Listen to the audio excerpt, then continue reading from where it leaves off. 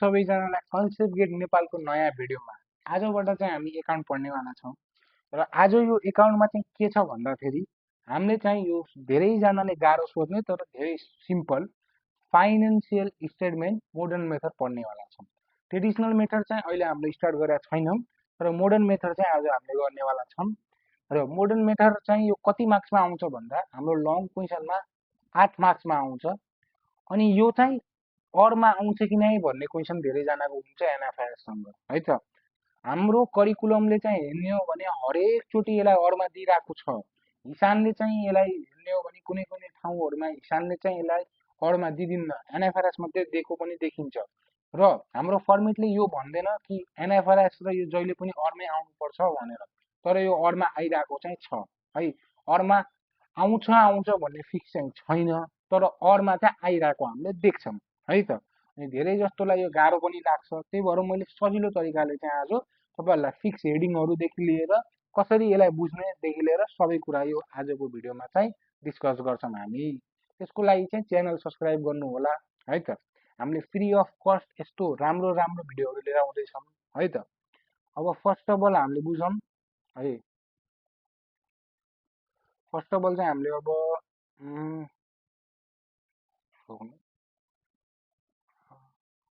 ल अब हामीले फर्स्ट अफ अल चाहिँ पार्टिकुलर र अमाउन्ट र हाम्रो अमाउन्ट भनेर तिनवटा हेडिङ चाहिँ लेख्नै पर्यो है। हामीले टेबल बनाउने पार्टिकुलर अमाउन्ट भनेर लेख्नु पर्यो। अब यो अमाउन्ट भनेको डिटेल अमाउन्ट हो, यो भनेको टोटल अमाउन्ट हो, यसरी बुझ्नु पर्यो है त। अब जहिले पनि कुनैमा पनि हेडिङमा तपाईँले सेल्स रेभिन्यू भनेको हुन्न भन्ने छैन। त्यसलाई रेभिन्यू फ्रम अपरेसन भन्न पायो है, त्यसलाई सेल्सलाई नेट सेल्स भनिदिन पायो है, त्यो भनेको एउटै कुरा हो। तर सेल्स रेभिन्यू सेल्स मात्रै भनेर आयो भने हामीले रिटर्नलाई खोज्नुपर्छ है। रिटर्नलाई खोजेर त्योबाट माइनस गर्नुपर्छ यसरी है त। अब यहीमा नेट सेल्स यहाँ मैले जस्तै लास्टमा लिएर आएको छु नि माइनस गरेर, यो नेट सेल्स कसरी आयो त माइनस गरेर आयो। नेट सेल्स मात्रै भनेर आयो भने पहिलेबाट माइनस गरेर आएको रहेछ भनेर बुझ्नु पर्यो। जस्तै यो माइनस गरिसकेपछि यहाँ चाहिँ यसरी एउटा कपीमा यसरी धर्को तानेर यहाँ टोटल गरिन्छ। हामीले यसरी टोटल गरेर तल पनि गर्न पाइन्छ, डाइरेक्ट तल लेख्दा पनि फरक पर्दैन। अब हामी आउँछौँ लेस गर्ने, लेसलाई हामीले माइनस भने हो है, यसरी माइनस गर्नले पाइयो लेस सट्टा। कस्ट अफ गुड्स सोल्ड, अब कस्ट अफ गुड्स सोल्डमा के कुराहरू पर्छन् भन्दा ट्रेडिङ एकाउन्टमा पढ्ने सबै हेडिङहरू है त। डिआर साइडको फेरि ओपनिङ स्टक जहिले पनि आउने हेडिङ हो, पर्चेस जहिले पनि आउने हेडिङ हो। अब नेट पर्चेस भन्ने चाहिँ त्यसरी आएको हुँदैन, तर पर्चेस रिटर्नहरू चाहिँ क्वेसनमा धेरै आएको चाहिँ पाइन्छ है त। अनि क्यारिज इनवार्ड भयो है, क्यारिज इनवार्ड क्रेडिट इनवार्ड भने एउटै कुरा हो, क्यारिज मात्रै भन्यो भने पनि यही हुन्छ है, यो कुरा बुझ्नु पर्यो। कस्टम ड्युटी वेज भयो। अब वेजमा आउटस्ट्यान्डिङ भनेको जहिले पनि प्लस हुन्छ, जेमा पनि योमा है फाइनेन्सियल स्टेटमेन्टमा आउटस्ट्यान्डिङ भनेको प्लस हुन्छ। अब यो मैले यहाँ भन्दाखेरि चाहिँ अरूहरू यस्तो हेडिङ पनि छ जहाँ चाहिँ माइनस पनि हुन्छ, तर त्यो चाहिँ तपाईँले त्यस्तो गाह्रोसम्मको चाहिँ आउँदैन, तर कुनै कुनै रेयर केसमा त्यस्तो पनि हुन्छन्। तर आउटस्ट्यान्डिङ भनेको चाहिँ हामीले सामान्य तहमा क्वेसनहरू आउँदाखेरि चाहिँ प्लस माइनस वालै आउँछ। प्रिपेड एडभान्स भनेको माइनस हुन्छ नर्मल केसहरूमा, यो बुझ्नु पर्यो हामीले है त। अब हामीले त्यसपछि है यहाँ जतिवटा हेडिङ छ यो सब हेडिङ भ्याइसकेपछि हामीले है क्लोजिङ स्टकलाई माइनस गर्छौँ है त। क्लोजिङ स्टकलाई माइनस गरिसकेपछि हाम्रो यसरी हामीले अघि नै जस्तै यहाँ पनि लेख्न पाइयो, नलेखेर डाइरेक्ट यहाँ लेखेर हामीले ग्रस प्रफिट निकाल्छौँ है त। त्यही नेट सेल्स, जुन नेट सेल्स आउँछ नि, ल यहाँ 5 लाख ल 570 छ भने यहाँ तपाईँको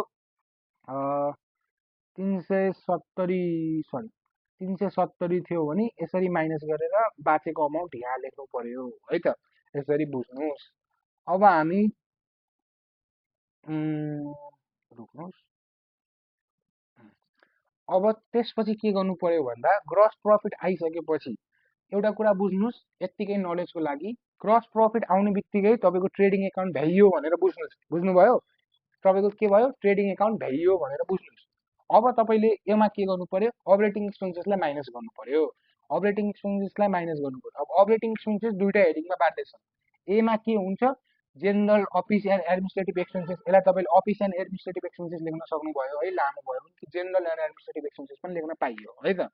त्यसपछि तपाईँको योमा के पर्छन्, अफिस रिलेटेड कुराहरू पर्छन् के, स्यालेरी भयो, रेन्ट भयो, इन्सुरेन्स भयो, डिप्रिसिएसन अन हो यो, depreciation on furniture, machine, land, building, यिनीहरू कुराहरू आउने भयो। फेरि डेलिभरी भ्यानमा लागु डिप्रिसिएसन भन्यो भने चाहिँ हाम्रो केमा आउँछ चाहिँ, त्यो चाहिँ हाम्रो सेलिङमा आउँछ है, सेलिङ एन्ड डिस्ट्रिब्युसनमा।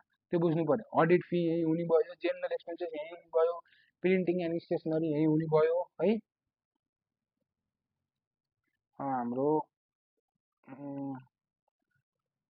ल यो पछिको सेकेन्ड स्लाइड रहेछ। त्यसपछि यो यहाँ पार्टिकुलर देखिरहेको छ, यो चाहिँ होइन है। त्यस्तै गरेर नर्मल्ली हामीले जे लेखिरहेको छौँ त्यस्तै गरेर सन्डी एक्सपेन्सेस पनि त्यहीमा पर्छन्, utility expenses, other manager commission, योमा झुक्किनु भएन है। म्यानेजर कमिसन भन्यो भने अफिसमा जाने रहेछ, फेरि त्यहीमा सेल्सम्यान भन्यो भने चाहिँ सेलिङमा जाँदो रहेछ भनेर है त। त्यसपछि तपाईँले total general and administrative expenses लेखेर ए नम्बर भनेर तपाईँले यहाँ टोटल यहाँभित्र राख्नुपर्ने हुन्छ है त। त्यसपछि तपाईँले सेलिङ एन्ड डिस्ट्रिब्युसन एक्सपेन्सेस भनेर बी नम्बरमा ब्याड डेट लेख्नु पर्यो। डिस्काउन्ट यही हुने भयो। यो डिस्काउन्ट के हो थाहा छ, रिसिप होइन है, यो डिस्काउन्ट अलाउड हो, यो कुरा बुझ्नुहोस्। त्यसपछि एडभर्टाइजमेन्ट हुने भयो, कमिसन हुने भयो, कमिसन फेरि डिआर साइडमा हुनेवाला हुने भयो। त्यस्तै गरेर क्यारिज फेरि आउटवार्ड हुने भयो, sales person salary, salesman salary, commission यो सबै यहाँ आउने भयो। त्यसपछि वेयर हाउस रेन्ट यहाँ आउने भयो, डेलिभरी भ्यानमा लाग्ने डिप्रिसिएसन यहाँ आउने भयो, मैले अघि नै भने जस्तै। अनि त्यस्तै गरेर अब हाम्रो यहाँ अदर सेलिङ एन्ड डिस्ट्रिब्युसन एक्सपेन्सेसहरू अरूहरू जुन पनि हुन्छन् तिनीहरू पनि यही हुन्छ। प्र्याक्टिस गर्दै जानुभयो भने बुझ्नुहुन्छ। ट्राभलिङ एक्सपेन्सेस यिनीहरू बुझ्नुभयो। अब total selling and distribution expenses यसरी तपाईँले अघि नै जस्तै टोटल गरेर लास्टमा टोटल अपरेटिङ एक्सपेन्सेस भनेर स्वाट यता बाहिर लिएर राख्ने है त। त्यसपछि यसलाई पनि केसँग माइनस गर्ने त, त्यही तपाईँको आएको ग्रस प्रफिटसँग माइनस गर्नुभयो भने तपाईँको इन्कम फ्रम अपरेसन आउँछ है। यसलाई अपरेटिङ इन्कम पनि भन्छ, तर यो इन्कम फ्रम अपरेसन आयो भनेर मान्नुहोस् है, एउटै कुरा हो दुइटै।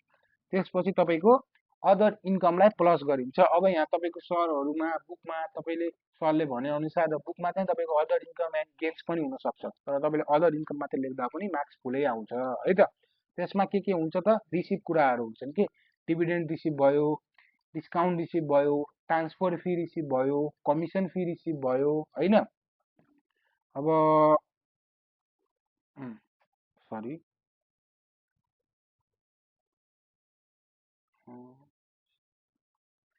रोक्नुहोस् ल। यो तपाईँको जस्तै इन्ट्रेस्ट अन इन्भेस्टमेन्ट भयो नि, interest on investment very very important है। यो टपिकमा धेरै सोधिरहेको छ, 2 वर्ष लगातार यस्तो कुराहरू आइरहेको छन् इक्जामहरूमा।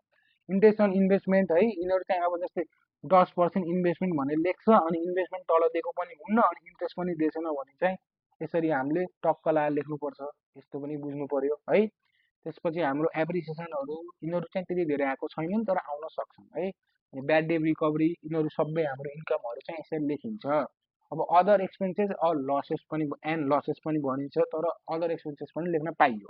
अदर एक्सपेन्सेसमा के चाहिँ इन्ट्रेस्ट अन लोन, यो पनि भेरी इम्पोर्टेन्ट टपिक, 100% जस्तै यो आउने है। इन्ट्रेस्टहरू तल भएन, डिभेन्चरमा तपाईँको 5% 10% भनेर लेखेर आयो भने तिनीहरू पनि, कि ब्याङ्क लोनमै लेखेर आयो भने तिनीहरू कुराहरू भयो। Loan on sales fixed asset यो कुराहरू पनि आयो, सरी लोन होइन, lost on sales fixed asset है, यिनीहरू कुराहरू पनि आयो। यो यिनीहरू यो हेडिङ होइन, अनि यो हेडिङ यति धेरै चाहिँ यो देखिँदैन है। यो रिकभर भन्दा पनि ब्याड डेटको प्रोभिजन फर ब्याड डेट यिनीहरू आयो भने चाहिँ तपाईँले ट्रायल ब्यालेन्समा मात्रै छ भने यता चलाउन पाउनुभयो, अदर इन्कममा यहाँ रहेनछ, मैले भनिदिइहालेँ होइन। अनि तपाईँको त्यो सबै मिसाएर आएछ भने चाहिँ सेल्स कमिसन जुन त्यो हाम्रो सेलिङ डिस्ट्रिब्युसनवाला एक्सपेन्सेस थियो त्यही तपाईँले माइनस गर्न सक्नुहुन्छ है त। 2-3टा छ भने ब्याड डेट प्रोभिजन यिनीहरू भनेर। त्यसपछि हाम्रो सरी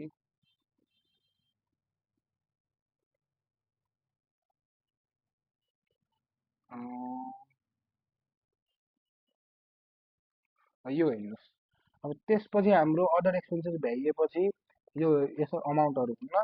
त्यसपछि तपाईँको नेट इन्कम बिफोर ट्याक्स आउँछ है। त्यो चाहिँ तपाईँको नेट इन्कम बिफोर ट्याक्स आउँछ। इन्कम फ्रम अपरेसनमा अदर इन्कम प्लस गर्ने अनि अदर एक्सपेन्सेस माइनस गरेपछि त्यसपछि तपाईँको यो नेट इन्कम बिफोर ट्याक्स आउँछ। अब यहाँ ट्याक्सहरू छैन भने डाइरेक्ट लेख्दा भयो, र ट्याक्स भयो भने चाहिँ माइनस गर्न पर्यो हामीले ट्याक्स पेडलाई, अनि हाम्रो आउँछ नेट इन्कम आफ्टर ट्याक्स। यसरी बुझ्नु पर्यो, यसलाई नेट प्रफिट आफ्टर ट्याक्स पनि भनिन्छ, एउटै कुरा हो है त। अब रिटर्न अर्निङको कुरा चाहिँ हामीले गरेका छैनौँ इक्जामलाई बेसमा लिएर, तर इक्जाममा चाहिँ रिटर्न अर्निङ पनि आउँछ। अब रिटर्न अर्निङको पनि भिडियो तपाईँलाई चाहियो भने कमेन्ट गर्नुहोस्, हामी पुरै भिडियो बनाइदिन्छौँ है त। कुरा गर्छौँ ब्यालेन्स सिटको है त। ब्यालेन्स सिटमा हामीले सुरुमा ब्यालेन्स सिटै भनेर माथि यसरी हेडिङ लेख्नुपर्छ कि हामीले स्टेटमेन्ट अफ फाइनेन्सियल पोजिसन भनेर पनि लेख्न पाइन्छ। त्यसपछि हामीले एच अन भनेर कुनै पनि डेट जुन क्वेसनमा आउँछ त्यसलाई चाहिँ लेख्नुपर्छ है त। त्यसपछि हामीले फर्मेट कोर्नुपर्छ एसेस्ड अमाउन्ट भनेर है, त्यो जस्तो पार्टिकुलर हुन्थ्यो त्यो योमा चाहिँ अमाउन्ट हुन्छ। त्यसपछि हाम्रो पहिलो हेडिङ चाहिँ करेन्ट एसेस्ट हुन्छ है त। करेन्ट एसेस्टलाई हामीले ए भनेर लेख्छौँ। Cash in hand, bank balance, debtors, account receivable, bills receivable, closing stock, prepaid expenses, अनि यस्तै गरेर एक्वायर्ड इन्कम, हाम्रो सर्ट टर्म इन्भेस्टमेन्ट, यिनीहरू कुराहरू चाहिँ हाम्रो यहाँ हामीले लेख्नुपर्ने हुन्छ। यो अमाउन्ट एसेस फेरि लेखिराख्नु पर्दैन। त्यसपछि टोटल करेन्ट एसेस भनेर यसरी गर्न पनि पाइयो, यो चाहिँ लामो मेथड। यसलाई म यसरी गर्दैन भनेर हामीले यसरी यहाँ माथिबाटै यस्तो गरेर यसरी यहाँ साइडमा पनि लेख्न पाइन्छ है त। अब यो हाम्रो थोरै फर्मेट बिग्रेको हुँदाले मैले चाहिँ काटी तपाईँहरूलाई सुरुमा के सेकेन्डमा के भनिरहेको छु है त। त्यसपछि हाम्रो यसपछि के आउँछ भन्दा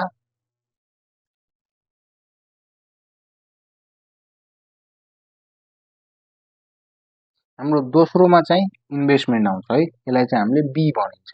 इन्भेस्टमेन्टमा इन्भेस्टमेन्ट हेडिङ हुन्छ, यसलाई 8%, 10% भनेर दिन्छ। त्यसको हामीले छुट्याउन चाहिँ जान्नुपर्छ है। त्यो चाहिँ मैले पहिला पनि भनिसकेँ होला कि तपाईँले 2083 को मैले गरेको सल्युसनमा चाहिँ यो बारेमा चाहिँ तपाईँ मजाले क्लियर हुन सक्नुहुन्छ है त। योमा पनि तपाईँले यहाँ यस्तो गरेर यसरी नै धर्को तानेर यस्तो गर्न मिल्छ। यो टोटल यो लेखिराख्नु पर्दैन, यसरी हाम्रो टाइम वेस्ट हुन्छ है त। अब थर्डमा हाम्रो अर्थात् हाम्रो सी नम्बरमा चाहिँ प्रोपर्टी प्लान्ट एन्ड इक्विपमेन्ट आउँछ। यो भनेको हाम्रो फिक्स एसेट्सहरू हुन् है त। फर्निचर भयो, मसिनरी भयो, land and building, vehicles, equipment. अब योमा हामीले डिप्रिसिएट गर्न पर्यो भने चाहिँ जस्तै 20,000 छ भने 2,000 डिप्रिसिएसन हो भने यसरी हामीले माइनस गरेर एकै लाइनमा माइनस गरेर यता साइडमा लेखिन्छ है त। यो पनि मैले त्यो 2083 को सल्युसनमा चाहिँ गराएको छु है। यहाँ मैले राम्ररी तपाईँले बुझ्नु भएन भने पनि त्यहाँबाट बुझ्न सक्नुहुन्छ। त्यसपछि एप्रिसिएसनमा चाहिँ प्लस गरिन्छ, यही नै है। अब हामी जान्छौँ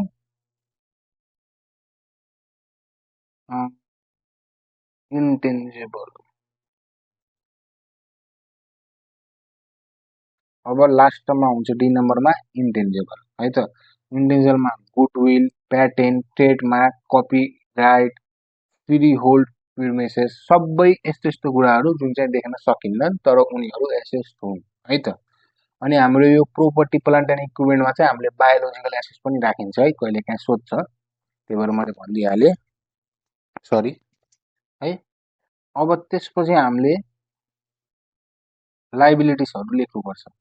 अब लाइबिलिटिजहरूको लागि यो लाइबिलिटिज भने फेरि लेख्नु चाहिँ पर्दैन यो अमाउन्ट, तर करेन्ट लाइबिलिटिज एन्ड प्रोभिजन भनेर हामीले लेख्न मिल्छ। यो लेखिसकेपछि हामीले प्रोभिजन नलेख्नु हुन्छ है, नलेख्दा पनि हुन्छ, लेखिराख्नुपर्छ भने कम्पलसरी छैन। करेन्ट लाइबिलिटिज लेख्ने, क्रेडिटर्स जहिले पनि आइराख्ने heading, account payable, bills payable जहिले आइराख्ने हेडिङ, यिनीहरूलाई चाहिँ कहाँ हुन्छ भने नबिर्सौँ। त्यसपछि हाम्रो ओभरड्राफ्ट कहिले काहीँ सोध्छ, आउटस्ट्यान्डिङ एक्सपेन्सेस यो भेरी इम्पोर्टेन्ट, जहिले पनि सोधिरहेको हुन्छ। पर्पोज डिभिडेन्ड धेरै जस्तो आइरहेको छ, प्रोभिजन फर ट्याक्स धेरै जस्तो आइरहेको छ, एडभान्स, यिनीहरू चाहिँ हल्का हल्का सोध्ने गर्छ कहिले काहीँ है त। यसरी हाम्रो करेन्ट लाइबिलिटिज पनि हामीले डिस्कस गऱ्यौँ के हेडिङ जान्छ भनेर। त्यसपछि अब योमा पनि टोटल यस्तो नगरेर डाइरेक्ट साइडमै यसरी हामीले टोटल गर्न सकिन्छ। त्यसपछि यो नन करेन्ट केही नलेखेर यहाँ हामीले लङ टर्म डेफ भनेर लेख्न पाइन्छ है त।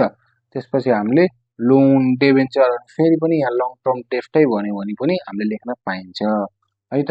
त्यसपछि यो नलेखेर हामीले यहाँ कन्ट्रिब्युट क्यापिटलहरू पनि नलेखेर हामीले सेयर होल्डर इक्विटी पनि लेख्न पाइन्छ। कि त हामीले यही कन्ट्रिब्युट क्यापिटल पनि लेख्न पाइन्छ।